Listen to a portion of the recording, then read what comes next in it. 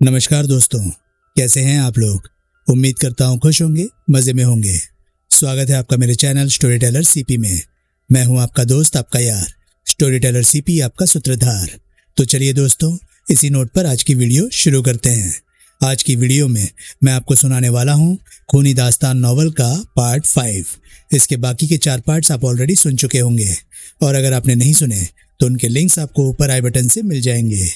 तो चलिए दोस्तों, ज़्यादा देरी ना करते हुए शुरू करते हैं खूनी दास्तान नॉवल का पार्ट 5।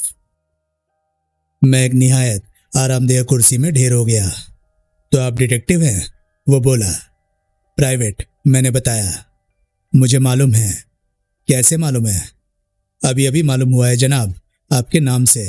पेपर में मैंने ओबराय के कत्ल के संदर्भ में सुधीर कोहली नामक एक प्राइवेट डिटेक्टिव का जिक्र पढ़ा था। आई सी। एक चपरासी निशब्द भीतर आया और कॉफी सर्व कर गया। मैंने अपना डनिल का पैकेट निकाला और उसे सिगरेट ऑफर किया। शुक्रिया, वो बोला। मैं सिगरेट नहीं पीता। अच्छा, विज्ञापन के धंधे से ताल्लुक रखते आप पहले आदमी होंगे जो सिगरेट नहीं पीते। वो हंसा। लेकिन आप शौक से पीजिए, वो बोला। मैंने एक सिगरेट सुलगा लिया। ताबूत की कील कहिए इसे। मैं ढेर सारा धुआं उगलता हुआ बोला। लेकिन क्या करे साहब, छूटती नहीं है जालिम मुंह की लगी हुई। वो बड़े शिष्ट भाव से हंसा। मैंने कॉफी की एक चुस्की ली तो मैं बोला, ओबराय साहब से वाकिफ थे आप? हाँ। अच्छी गहरी वाकिफियत थी? हाँ, थी ही। मैं उनकी पार्टियों में जाया करता था, वो हमारी पार्टियों में आया करते थे। यही होती है अच्छी वाकिफियत की पहचान। उनके कत्ल से आपको हैरानी नहीं हुई? हुई, सख्त हैरानी हुई। ऐसी तो कोई बात नहीं थी ओबराय साहब में जिसकी वजह से उनका कोई कत्ल कर डालता। क्या वो अपनी जान का खतरा महसूस करते थे? क्या पता वो क्या महसूस करते थे। ऐसे कोई नोट्स उन्होंने कभी मेरे से तो एक्सचेंज नहीं किए थे। आखिरी बार आप कब मिले थे ओबराय साहब से? कुछ ही दिन पहले। कहाँ? यहीं, मेरे ऑफिस में। कैसे आना हुआ था उनका? यूं ही, कर्टसी कॉल। यानी कि मैं उसे अपलक देखता हुआ बोला, जॉन पी अलेक्जेंडर का जिक्र तक नहीं आया था? कौन जॉन पी अलेक्जेंडर? आप इस नाम के किसी शख्स को नहीं जानते? ना। हैरानी है। किस बात की? फिर भी आपका नाम उसकी लेजर बुक में दर्ज था, 20,000 रुपए की रकम के साथ। हैरानी है कि उसने एक ऐसे शख्स को 20,000 रुपए दिए जिसके नाम से तो आप वाकिफ नहीं, लेकिन जो आपके नाम से बाखूबी वाकिफ है। वो खामोश रहा। वो कितनी देर खामोश रहा। मैं बड़े धैर्यपूर्ण ढंग से सिगरेट के कश लगाता उसके दोबारा बोलने की प्रतीक्षा करता रहा। कैसे जाना? अंत में वो धीरे से बोला, अलेक्जेंडर की लेजर बुक से जाना, जो कि इस वक्त, मैं तनिक ठिठका, मेरे पास है। ये कैसे हो सकता है? हो ही गया है किसी न किसी तरह। फिर भी पता तो लगे कि अलेक्जेंडर की लेजर बुक तुम्हारे पास कैसे पहुंच गई। बताता हूं, पहले आप कबूल कीजिए कि आप अलेक्जेंडर को जानते हैं। किया कबूल। मुझे वो लेजर बुक ओबराय साहब की कोठी पर उनकी स्टडी में उसकी मेज की दराज में पड़ी मिली थी। उसमें आपके नाम वाली एंट्री के गिर्द लाल दायरा खींचा हुआ था। ऐसा अलेक्जेंडर ने तो किया नहीं होगा, क्योंकि उसके लिए तो लेजर की सब एंट्रियां एक जैसी थी। ऐसा अगर ओबराय साहब ने किया था तो वे निश्चय ही आपके और अलेक्जेंडर के किसी रिश्ते के बारे में कुछ जानते थे। ओबराय का कत्ल उस लेजर बुक की वजह से हुआ हो सकता है? हो सकता है। उस लेजर बुक के तलबगार आप भी हो सकते हैं, इसलिए मैंने जानबूझकर वाक्य अधूरा छोड़ दिया। कातिल मैं भी हो सकता हूं, उसने फिक्रा मुकम्मल किया। A word to the wise. मैंने कत्ल नहीं किया। That's very good. पहाड़गंज में मेरा एक सिनेमा है, वहां तोड़फोड़ और गुंडागर्दी की वारदात अक्सर हुआ करती थी। फिल्म देखने आने वालों के मन में दहशत बैठती जा रही थी कि वो सिनेमा उनके लिए सेफ नहीं था। जब से मैंने अलेक्जेंडर को 20,000 रुपए दिए हैं, तब से उस सिनेमा पर कभी कोई गड़बड़ नहीं हुई है। ब्लैकमेल? अलेक्जेंडर ने इसे प्रोटेक्शन मनी कहा था। ये पेमेंट फाइनल तो नहीं होगी? वो तो इसे फाइनल ही बताता था। लेकिन अगर ये फाइनल नहीं थी तो अलेक्जेंडर की दुख की पिट जाने से आपको फायदा पहुंच सकता था। मतलब? अगर ओबराय के कत्ल में अलेक्जेंडर फंस जाए और जेल की हवा खा जाए तो आपके लिए तो ये भारी राहत की बात होगी। तुम जासूस हो, ऐसा कुछ करके दिखाओ तो मैं तुम्हें मुंह मांगी फीस दूंगा। इस बारे में अभी सोचेंगे। फिलहाल आप ये बताइए कि कत्ल के वक्त आप कहाँ थे? यहीं था। आपका दफ्तर रात तक खुलता है? नहीं, 5 बजे बंद हो जाता है। फिर आप यहाँ क्या कर रहे थे? कुछ काम कर रहा था जो बहुत ज़रूरी था। और कौन था यहाँ? कोई भी नहीं। 6 बजे तक सब लोग चले गए थे। चपरासी भी? हाँ, सिर्फ गेट का चौकीदार यहाँ रह गया था। वो रात को भी यहीं होता है। आप कब तक यहाँ ठहरे थे? 9 बजे तक। 3 घंटे आप यहाँ अकेले बैठे काम करते रहे? हाँ। उस दौरान चौकीदार भी यहाँ नहीं आया? नहीं, मेरे बुलाए बिना उसके यहाँ आने का कोई मतलब नहीं था और मैंने उसे यहाँ बुलाया नहीं था। आप चौकीदार की जानकारी में आए बिना यहाँ से जा सकते हैं? नहीं, यहाँ से निकलने का एक ही दरवाज़ा है और उस पर वो बैठा होता है। फिर तो चौकीदार आपकी बेगुनाही का गवाह हुआ। पिछवाड़े का क्या हाल है? पिछवाड़े में हमारा साउंड स्टूडियो है। उसने खुली खिड़की से बाहर इशारा किया। वो जो बहुत ऊंची छत वाली इमारत तुम्हें दिखाई दे रही है वो साउंड स्टूडियो है। उससे आगे ऊंची बाउंड्री वॉल है और उससे आगे एक पतली गली है। साउंड स्टूडियो से गली में कोई रास्ता है? नहीं, उसके पिछवाड़े में एक दरवाज़ा है, लेकिन वो 4 दीवारी के भीतर कंपाउंड में ही है। पिछवाड़े की दीवार फांदी जा सकती है? मैं नहीं फांद सकता, लेकिन फांदी जा सकती है। जवाब देने की जगह उसने बेचैनी से पहलू बदला। आप पिछवाड़े के रास्ते चुपचाप यहाँ से खिसक कर कत्ल करके लौट आए हो सकते हैं। कार पर छतरपुर यहाँ से आधे घंटे से ज़्यादा का रास्ता नहीं है। मैं यहीं था, लेकिन आप ये बात साबित नहीं कर सकते। वो कुछ क्षण खामोश रहा। मैंने बम्बई ट्रंक कॉल की थी। एकाएक वो बोला, किसे?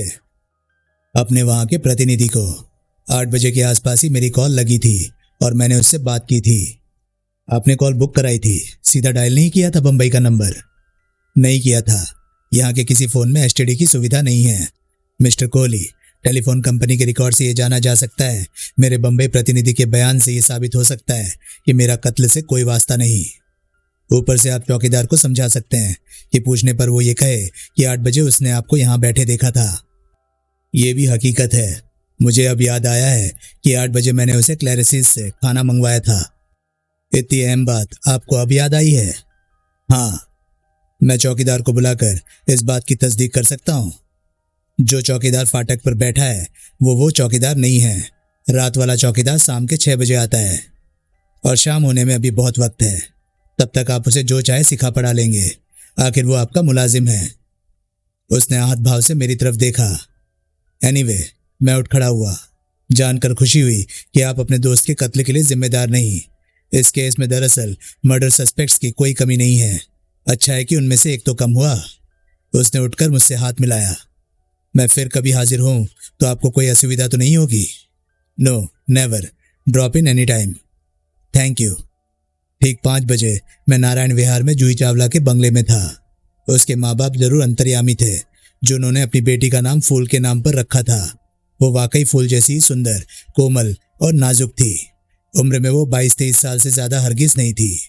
कद उसका खूब लंबा ऊंचा था और उसकी चाल ढाल से अंधा भी पहचान सकता था कि वो तजुर्बेकार फैशन मॉडल थी। वो चलती थी तो उसकी केवल टांगे हरकत में आती थी। उसके जिस्म का ऊपर का भाग एकदम स्थिर रहता था और थोड़ी हवा में तनी रहती थी। उसका रंग गोरा था और नैन नक्श बहुत साफ सुथरे थे। उस वक्त वो चूड़ीदार पाजामा और कुर्ता पहने थी जो कि उसके कमसिन जिस्म पर गजब ढा रहा था। अलबत्ता सूरत से वो परेशान हाल लग रही थी। मेरी तो उस पर निगाह पड़ते ही लार टपकने लगी थी। मालूम हुआ कि वो वहाँ अकेली रहती थी। उसने मुझे एक छोटे से लेकिन खूबसूरत ड्राइंग रूम में बिठाया। वहाँ की हर चीज़ मॉडल थी और किसी फैशन मॉडल के ही व्यक्तित्व के अनुरूप थी। एक पूरी दीवार पर उसका 6 बाई 8 फुट का निहायत जानदार ब्लोअप लगा हुआ था। वक्त के बहुत पाबंद है आप कोहली साहब, वो बोली। ऐसी कोई बीमारी मुझे नहीं है, मैं बोला। यहाँ मैं पूरे 5 बजे पहुँचा हूँ, ये महज इत्तेफाक है। कुछ पिएंगे आप? कुछ नहीं पीऊँगा। कोई खास चीज़ पिलाएं तो मना भी नहीं करूँगा। खास चीज़ जैसे ड्रिंक? आप शौक रखती हैं? शौक नहीं रखती पर ड्रिंक रखती हूँ। ओबराय साहब को शौक था ड्रिंक का, उनके लिए। वो खामोश हो गई। उसने असहाय भाव से कंधे झटकाए और एक बड़ी सर्द आहासी भरी। अभी मैं ड्रिंक का ख्वाहिशमंद नहीं, मैं जल्दी से बोला। अकेले पीने का क्या फ़ायदा था? मैं तो दरअसल शराब में घोलकर शबाब पीने के फिराक में था। आप तकल्लुफ़ ना करें, मैं ज़रूरत महसूस करूँगा तो कह दूँगा। Sure? Sure. Okay then. Oberoi साहब आपसे मोहब्बत करते थे? हाँ। आप भी उनसे? हाँ, बहुत। बहुत खुशकिस्मत थे ओबराय साहब, जो उन्हें आप जैसी स्वर्ग की अप्सरा की मोहब्बत हासिल थी। मैं एक मामूली लड़की हूँ, ये उनकी मेहरबानी थी कि मैं उन्हें पसंद थी। आप दोनों में उम्र के लिहाज से कुछ ज्यादा ही फर्क नहीं था। सच्ची मोहब्बत ऐसा कोई फर्क नहीं मानती। ये दिल का सौदा है जो दिल से होता है। आपको तो फिल्म अभिनेत्री होना चाहिए था। वो कैसे? अभी इतना शानदार फिल्मी डायलॉग, इतने शानदार फिल्मी तरीके से जो बोला। मैं फिल्मों में आ रही हूँ, यश चोपड़ा ने मुझे साइन भी कर लिया है। आप जरूर कामयाब होंगी। मुझे घर के भाग ड्योढ़ी में ही दिखाई दे रहे हैं। शुक्रिया। अब ये बताइए कि आपने मुझे क्यों याद फरमाया? मुझे एक बॉडीगार्ड की ज़रूरत है। वो तो होनी ही चाहिए। इतनी खूबसूरत बॉडी को गार्ड की ज़रूरत नहीं होगी तो और किसे होगी? Mister Kohli, for God sake मजाक ना कीजिए। क्यों बॉडीगार्ड की ज़रूरत महसूस कर रही हैं आप? मुझे डर है कि मेरा कत्ल हो सकता है। अब वो साफ साफ डरी हुई लग रही थी। इस डर की कोई वजह, कोई बुनियाद? मैं ऐसा कुछ जानती हूँ जो कि कोई नहीं चाहता कि जिंदगी में कभी मेरी जुबान पर आए। क्या जानती हैं आप? वो मैं आपको नहीं बता सकती। कैसे जानती हैं? ये भी मैं आपको नहीं बता सकती। फिर कैसे बात बनेगी? मिस्टर कोहली, मेरी हिफाजत का इंतजाम करने के लिए आपका ये सब जानना जरूरी नहीं। आप बिना ये सब जाने भी मेरे बॉडीगार्ड बन सकते हैं। मैं आपकी कोई भी मुनासिब फीस भरने को तैयार हूँ।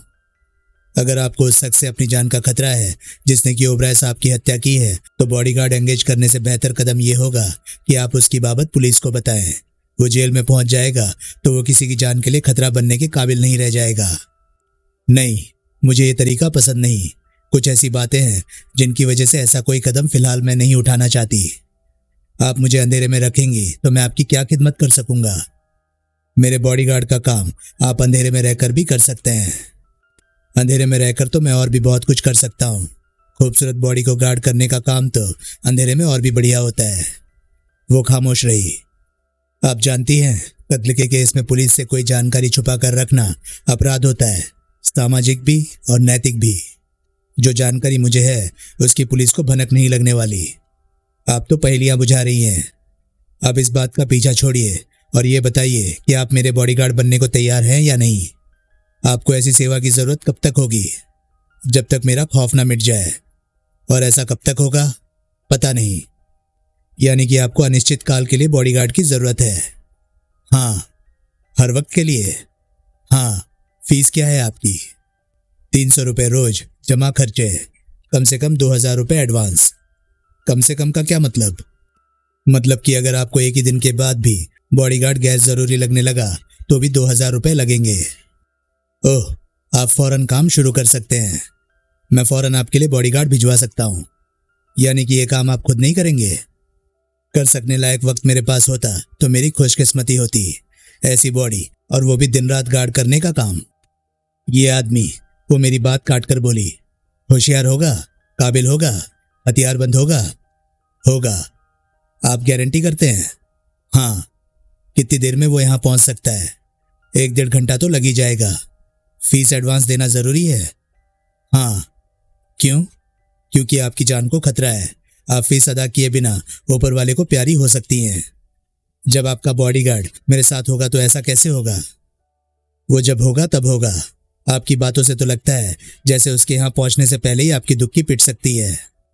This is very indecent and uncharitable of you mister Kohli. This is business madam.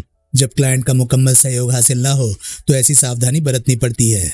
आप ये तक तो बताना नहीं चाहती कि आपको कैसा खतरा है, किससे खतरा है, कितना बड़ा खतरा है, और आप इस बात को भी खातिर में नहीं ला रही हैं कि आपके साथ आपके बॉडीगार्ड का भी काम तमाम हो सकता है। वो खामोश रही। आप अभी भी मुझे सारी बात साफ साफ बताएं तो हो सकता है मैं एडवांस जरूरी ना समझूं। नहीं, वो उठती हुई बोली, आप एडवांस जरूरी समझिए। मैं लाती हूँ एडवांस। वो वहां से विदा हो गई। मैंने ताबूत की एक कील सुलगाई और खुद अपनी पीठ थपथपाई। Sudhir Kohli, the lucky bastard. 24 घंटे से भी कम समय में मैंने 22,000 रुपये कमा लिए थे। अब जो फीस मुझे हासिल होने जा रही थी, असल काम करने वाले को उसमें से मैंने सिर्फ 100 रुपये रोज देने थे। इतने पैसे पीट लिए थे मैंने, और वो मेरी कमबख्त सेक्रेटरी मुझे उसकी तनख्वाह कमाने के काबिल नहीं समझती थी। मेज पर एक फिल्मी पत्रिका पड़ी थी। मैं उठाकर उसके पन्ने पलटने लगा। एक पन्ने पर मुझे जूही चावला की एक बड़ी दिलकश रंगीन तस्वीर छपी दिखाई दी, जो कि किसी साड़ियों के विज्ञापन के साथ छपी थी। मैंने वो तस्वीर पत्रिका में से फाड़ ली और उसे तय करके अपनी जेब में रख लिया। वो वापस लौटी। चेक की जगह उसने मुझे 100-100 के 20 नोट नकद दिए तो मेरी तबीयत और भी प्रसन्न हो गई। ओबराय साहब के कत्ल की बाबत मैंने पूछा, पुलिस ने आपसे कोई पूछताछ नहीं की? अभी नहीं की। पुलिस देर सवेर पहुंचेगी जरूर आपके पास। उनसे आपकी रिश्तेदारी की बात पुलिस से छुपी नहीं रहने वाली और किसी खामख्याली में ना रहिएगा। पुलिस आप पर भी कत्ल का शक कर सकती है। मुझ पर? वो अचकचाकर बोली। हाँ, मैंने उनका कत्ल नहीं किया। आपसे और किसी जवाब की उम्मीद भी नहीं की जा सकती। मैं उनसे मोहब्बत करती थी। उनसे ज्यादा मोहब्बत शायद आप उनकी दौलत से करती हों। मतलब? अब ये ना कहिएगा कि आपको ये खबर नहीं कि ओबराय साहब की वसीयत के मुताबिक उनकी 3/4 संपत्ति की मालकिन आप हैं। नहीं कहूंगी, लेकिन मिस्टर कोहली, उस वसीयत की खबर मुझे आज ही लगी है। आज ही सुबह ओबराय साहब के वकील ने मुझे वसीयत की बाबत बताया था। पहले से आपको वसीयत के बारे में नहीं मालूम था? नहीं मालूम था।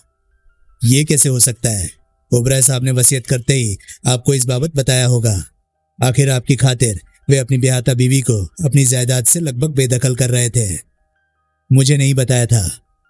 अब तो आप यही कहेंगी। मैं सच कह रही हूं। एकाएक उसका स्वर भर्रा गया। मैं ओबराय साहब से मोहब्बत करती थी। कत्ल तो दूर की बात है, मैं तो उनका बुरा भी नहीं चाह सकती थी। आंसुओं की शक्ल में छलछलाती संजीदगी मुझे उसकी आंखों में दिखाई दी। लेकिन फिर मुझे याद आया कि वो औरत थी। किसी औरत के लिए बावक्ते जरूरत आंसू बहाने लगना क्या बड़ी बात थी। मैं अपने स्थान पर से उठकर उसके सोफे पर उसके पहलू में पहुंचा। मैंने एक बांह उसके कंधों के गिर्द लपेटी और दूसरे हाथ से बड़े प्यार से उसके गुलाबी कपोलों पर ढुलक आई आंसुओं की बूंदें पोंछी। करना तो मैं ऐसा अपने होठों से चाहता था, लेकिन उस वक्त मेरी अकल, नीयत नहीं अकल, उतनी लिबर्टी की गवाही दे रही थी। बहरहाल उतने में ही जन्नत का मजा आ गया। मेरा जी चाहने लगा कि वो रोती रहे और मैं उसके आंसू पोंछता रहूं। अरे चुप हो जाओ, मैं अपने स्वर में मिश्री घोलता हुआ बोला। अच्छे बच्चे कहीं रोते हैं? उसने सुबकना बंद किया और फिर मेरे से थोड़ा परे सरक गई। मुझे लगा जैसे मेरी बाहों से जन्नत निकल गई। मुझे ओबराय साहब की मौत का बड़ा दुख है, वो गमगीन स्वर में बोली। वो तो मैं देख ही रहा हूं। विस्की कौन सी पीते थे ओबराय साहब? डिम्पल। जरा देखे तो कैसी होती है डिम्पल? ऐसा मैंने विस्की पीने की नीयत से नहीं कहा था। मैं सिर्फ उसका ध्यान बटाना चाहता था, उसे उसके गमजदा मूड से उबारना चाहता था ताकि मैं उसे कुछ जरूरी सवालात पूछ सकता। वो उठकर बाहर गई। मैंने नया सिगरेट सुलगा लिया। वो लौटी तो उसके साथ ट्रे उठाए उसकी नौकरानी थी। ट्रे में डिम्पल की बोतल, सोडा साइफन, कैंपा कोला और 2 ग्लास थे। नौकरानी ट्रे को सेंटर टेबल पर रखकर विदा हो गई तो जूही ने बड़ी दक्षता से मेरे लिए जाम तैयार किया। साफ जाहिर हो रहा था कि ओबराय की जिंदगी में उसकी वो सेवा वहां हमेशा वही किया करती थी। अपने लिए उसने ग्लास में कैंपा कोला डाला। मैंने चीयर्स बोला, शानदार स्कॉच विस्की का रसवादन किया और बोला, अब मैं चंद सवाल पूछूं? पूछो, वो सुसवैन स्वर में बोली। ओबराय साहब कल यहाँ किस लिए आए थे? कौन कहता है कि वो कल शाम यहाँ आए थे? मैं कहता हूँ कल शाम को वो यहाँ आए थे। तुम्हें कैसे मालूम? मैं जासूस हूँ, रिमेंबर?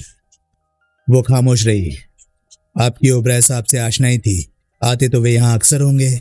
मैं सिर्फ इतना जानना चाहता हूँ कि कल भी वो तफरीह नहीं आए थे या कोई और वजह भी थी? कल दरअसल वो बड़े फिक्रमंद मूड में थे और एक बड़े गंभीर मसले पर मुझसे बात करने आए थे। क्या था वो गंभीर मसला? हमारी शादी। इसमें मसले वाली क्या बात थी? एक तो बात थी कि वे पहले से शादीशुदा थे, दूसरे वे चाहते थे कि उनसे शादी के बाद मैं मॉडलिंग छोड़ दूं और एक्ट्रेस बनने का ख्याल तो कतई छोड़ दूं। आपको इससे एतराज था? एतराज तो नहीं था, लेकिन अपने करियर से फौरन किनारा कर लेना भी मुझे कुछ ठीक नहीं लग रहा था। मैंने उन्हें यही कहा था कि पहले शादी तो हो, फिर अगर मेरा करियर हमारे विवाहित जीवन में अड़ंगा बनता दिखाई देगा तो मैं छोड़ दूंगी उसे। कबूल की थी उन्होंने ये बात? हाँ, बड़ी मुश्किल से की थी, लेकिन की थी। इसके बाद और क्या बातें हुई उनसे? और कुछ नहीं। इतने पे 7 बज गए थे और उन्होंने किसी से मिलने जाना था। किससे? मालूम नहीं। उन्होंने कोई नाम नहीं लिया था? नहीं। आपने पूछा भी नहीं था?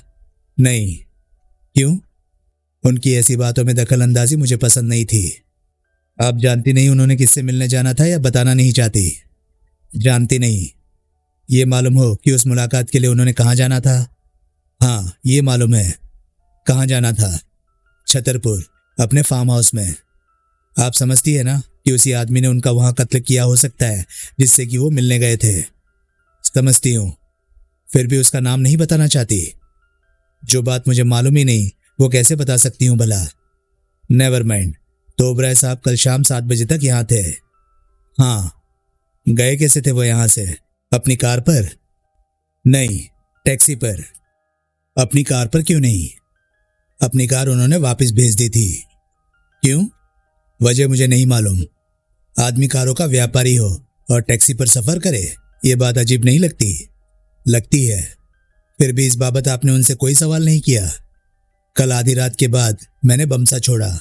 आपने ओबराय साहब की कोठी पर फोन क्यों किया था? उस सवाल पर उसने हैरानी तो बहुत जाहिर की, लेकिन जवाब देने में कोई हुज्जत ना की।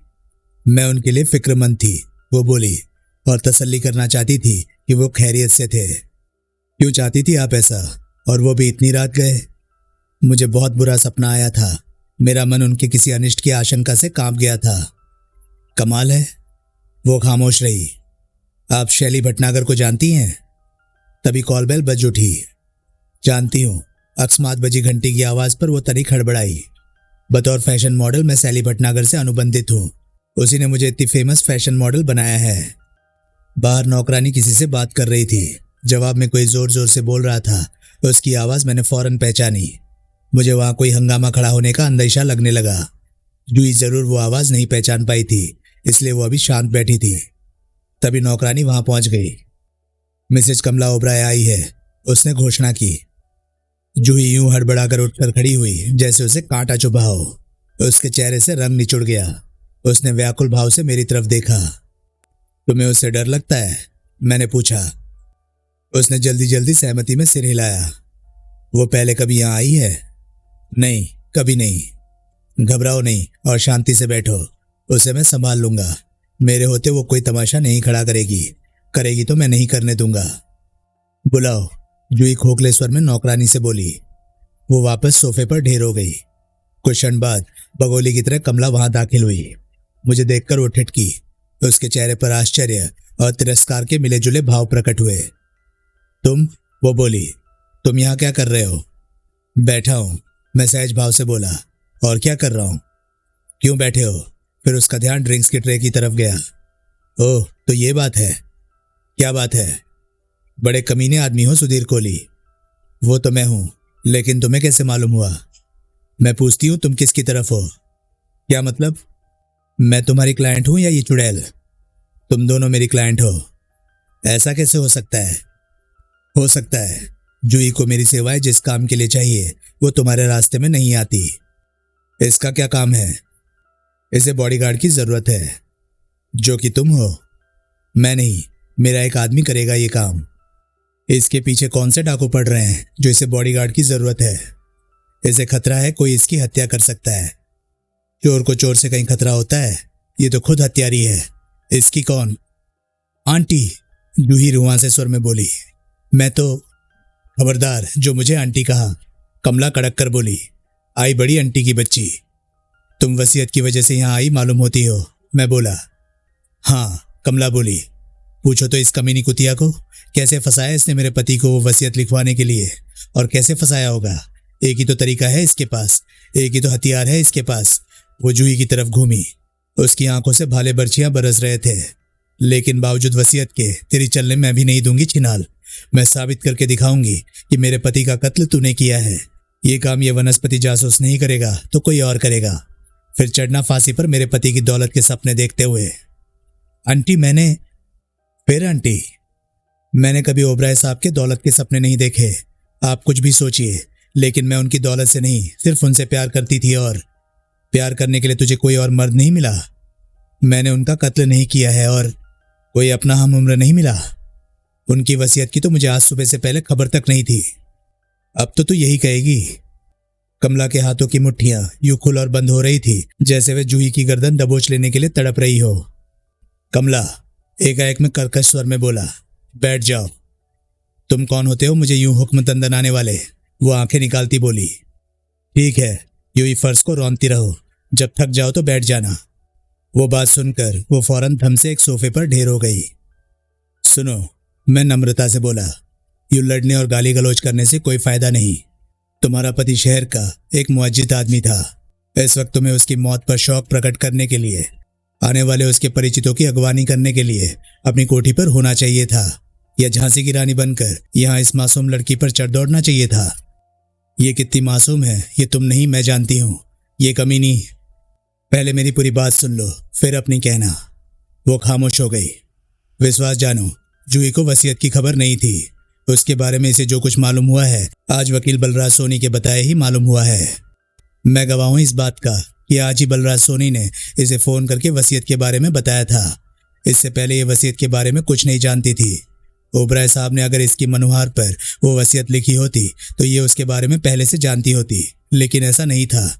मुझे नहीं पता कि ये ओबराय साहब से सच्चा प्यार करती थी या उनकी दौलत की दीवानी थी, लेकिन इसकी बदनीयती कम से कम उस वसीयत से साबित नहीं होती जिसकी वजह से तुम इतना तड़प रही हो। दूध में धुली तो अगर ये नहीं है तो तुम भी नहीं हो। तुम इसे अपने हम उम्र मर्द से प्यार करने की राय दे रही हो, जबकि खुद तुमने इस राय पर अमल नहीं किया। तुम्हारा पति क्या तुम्हारी हम उम्र का था जब तुमने उससे शादी की थी? लेकिन सुनती रहो और तसल्ली रखो, ये बात मैं तुम्हारे कोई नुक्स निकालने के लिए नहीं कह रहा। इस वक्त मैं सिर्फ सिचुएशन समझाने की कोशिश कर रहा हूँ। ये वक्त इस बात का फैसला करने का नहीं है कि मरने वाले के लिए तुम अच्छी तसल्ली बख्श बीवी ना थी या ये बहुत अच्छी अदर वुमेन थी। तुम अपने पति का घर ना बसा सकी या उसे ये उजाड़ने को आमादा थी। इस वक्त अहम बात यह है कि ओबराय साहब का कत्ल किसने किया। अगर तुम दोनों उनकी खैर ख्वाह हो तो पहले तुम्हारे में उस शख्स को सजा दिलवाने की ख्वाहिश होनी चाहिए जिसने तुम दोनों का चहेता मर्द तुमसे छीना, ना कि तुम्हें वसीयत को लेकर एक दूसरे का सिर फोड़ने पर आमादा हो जाना चाहिए। मैं ओबराय साहब की दौलत की तलबगार नहीं, जूही क्षीण स्वर में बोली। वो इसलिए नहीं है, कमला बोली, क्योंकि वो तुझे अपनी तलब जाहिर किए बिना ही हासिल हो रही है, लेकिन वो तुझे हासिल हुई नहीं है और ना होने वाली है मेरी बन्नो। जूही के चेहरे पर बड़े दयनीय भाव आए। कमला, मैं बोला, ये मत भूलो कि कत्ल का जितना शक जूही पर किया जा सकता है उतना तुम्हारे पर भी किया जा सकता है। कत्ल के इल्जाम से अभी ना तुम बरी हो ना जूही। मैंने कत्ल नहीं किया, कमला बोली। मैंने कत्ल नहीं किया, जूही बोली। लेकिन मुझे लगता है कि तुम्हें कातिल की बाबत कोई जानकारी है, मैं जूही से बोला, जो कि पता नहीं क्यों तुम जुबान पर नहीं लाना चाहती। क्यों जुबान पर नहीं लाना चाहती? कमला ने पूछा। ये कहती है कि अगर इसने ऐसा किया तो हत्यारा इसकी भी हत्या कर देगा। ओबराय साहब के हत्यारे से इसे भी अपनी जान का खतरा है, इसलिए बतौर बॉडीगार्ड इसे मेरी खिदमत दरकार है। कमला खामोश रही। इसलिए और कुछ नहीं तो उस आदमी की चिता को आग दिए जाने तक तो अमन शांति का माहौल रखो जो कि तुम दोनों का अजीज था। मैं कुछ नहीं कह रही, कमला बोली। अगर तुम कुछ नहीं कह रही तो ये तो कतई कुछ नहीं कह रही है। ऊपर से इस बात पर भी ध्यान दो कि हवाई घोड़े पर सवार तुम यहाँ आई हो। कमला खामोश रही। और तुम, मैं जूही की तरफ घूमा, कैसी मेजबान हो जो घर आए मेहमान को ड्रिंक तक नहीं पेश कर सकती। जूही हड़बड़ाई। उसने नौकरानी से एक गिलास मंगवाया और कमला और मेरे लिए ड्रिंक्स तैयार किए। और तुम? कमला बोली। ये विस्की नहीं पीती, उत्तर मैंने दिया। कमला के चेहरे पर विश्वास के भाव न आए। ऑनेस्ट, जूही अपने गले की घंटी छूती हुई बोली। फिर भी कमला ने जब तक उसका कैंपा कोला का ग्लास सूंघ कर ना देख लिया उसने उसकी बात पर विश्वास न किया। कमाल है, वो बोली, बाकी तो सारे काम करती हो, ये कैसे छूट गया तुमसे? जूही ने आहत भाव से कमला की तरफ देखा। कमला, मैं बोला, भगवान के लिए बाज आ जाओ। Okay okay. मैंने अपनी कलाई घड़ी पर निगाह डाली। 6:15 हो चुके थे, यानी कि अगर मैंने अलेक्जेंडर से मुलाकात के लिए वक्त पर पहुंचना था तो मुझे वहां से विदा हो जाना चाहिए था। लेकिन कमला को पीछे जूही के पास छोड़ जाने की कोई सुखद कल्पना कर पाना कठिन काम था। देखो, मैं दोनों से संबोधित हुआ। हत्यारे की तलाश की दिशा में अगर मैंने कोई तरक्की करनी है तो मुझे जाकर किसी काम धाम पर लगना होगा, ठीक? कोई कुछ न बोला। तुम मेरे साथ चलती हो? मैं कमला से बोला। नहीं, वो बोली, मैं अपने आप आई हूं, अपने आप चली जाऊंगी। तो फिर ये गारंटी करो कि मेरे पीठ फेरते ही यहाँ तुम दोनों एक दूसरे का मुंह नहीं नोचने लगोगी या तुम दोनों में से एक की लाश नहीं बिछी होगी। मुझे आंटी से कोई डर नहीं, जूही बोली, ये जब तक चाहे यहाँ ठहरे। मैंने कमला की तरफ देखा। वो अपने लिए नया जाम तैयार करने लगी। उसके उस एक्शन से मुझे लगा कि अब वो अपना रौद्र रूप त्याग चुकी थी। सी यू कमला। कमला ने अनमने भाव से सहमति में सिर हिलाया। मैं जूही की तरफ घूमा और बोला, मेरा आदमी बॉडीगार्ड की जिम्मेदारी निभाने के लिए 1-1.5 घंटे में यहाँ पहुंच जाएगा। जूही ने सहमति में सिर हिलाया। एक दूसरे की सूरत से बेजार दो स्त्रियों को अगल बगल बैठा छोड़कर मैं वहां से विदा हो गया। जिस वक्त मैं राजेंद्र प्लेस के आगे से गुजरा उस वक्त 6:45 बज रहे थे, लेकिन वहां अलेक्जेंडर के पास हाजिर होने से ज्यादा जरूरी मेरा करोल बाग पहुंचना था, जहां की वो शख्स रहता था जिसे मैं जूही चावला के बॉडीगार्ड की ड्यूटी पर लगाना चाहता था। मेरी तकदीर अच्छी थी, वो मुझे घर पर मिल गया। उस शख्स का नाम हरीश पांडे था। वो रिटायर्ड फौजी था और आजकल एक शराब के स्मगलर के पास काम करता था। मेरे फायदे के उसमें 2 गुण थे। एक तो उसके पास वक्त बहुत होता था और वक्त को पैसे में तब्दील करने का कोई भी मौका छोड़ना वो हराम समझता था। दूसरे, उसके पास लाइसेंसशुदा रिवॉल्वर थी। उम्र में वो 50 के पेटे में था और खूब हट्टा कट्टा और तंदुरुस्त था। जूही चावला की पत्रिका में से फाड़ी हुई तस्वीर मैंने उसे सौंपी और उसे समझाया कि उसने क्या करना था। 100 रुपये रोज की बात सुनकर वो जितना खुश हुआ उतना ही 24 घंटे की ड्यूटी की बात सुनकर वो सक पकाया भी। बहरहाल उसे काम से इनकार ना किया। मैंने उसे 200 रुपये एडवांस दिए और उसे जूही चावला का पता बताकर वहां से रवाना कर दिया। तब मैंने अलेक्जेंडर के ऑफिस का रुख किया। वापस राजेंद्र प्लेस पहुंचने तक 7-10 हो गए। लिफ्ट पर सवार होकर मैं उसके ऑफिस वाली इमारत की 5वीं मंजिल पर पहुंचा। वहां फ्लोर केवल अलेक्जेंडर के ऑफिस में ही रोशनी का आभास मुझे मिला।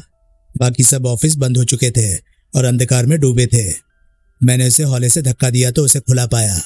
बाहर खड़े खड़े ही मैंने भीतर झांका तो पाया कि रिसेप्शन की कोई बत्ती नहीं जल रही थी। पिछले एक कमरे में रोशनी थी और वहां से वार्तालाप की आवाजें आ रही थी। मैंने दबे पांव भीतर कदम रखा और पिछले दरवाजे के करीब पहुंचा। अब वार्तालाप मुझे स्पष्ट सुनाई देने लगा। बॉस, कोई कह रहा था, अब इंतजार करना बेकार है। 7:15 तो बज गए, अब क्या आएगा वो? मैं तो थक गया उसका इंतजार करता करता। मेरे ख्याल से तो शट अप, कोई गुस्से से गुर्राया। अपन कब बोला तेरे को अपना ख्याल जाहिर करने के वास्ते? वो अलेक्जेंडर की आवाज थी। तो दोस्तों, ये था खूनी दास्तान नॉवल का 5वां पार्ट। ये पार्ट आपको कैसा लगा प्लीज कमेंट सेक्शन में अपनी राय मुझे जरूर बताएं। और हाँ, अगर आपको मेरे वीडियोस पसंद आ रहे हैं तो प्लीज उन्हें लाइक करें और चैनल को सब्सक्राइब करें, क्योंकि मैं ऐसे वीडियोस लाता रहता हूँ। तो चलिए दोस्तों, मैं मिलता हूँ अब आपसे अगली वीडियो में। तब तक के लिए नमस्कार, गुड बाय। सेफ रहिए, खुश रहिए, मजे करिए।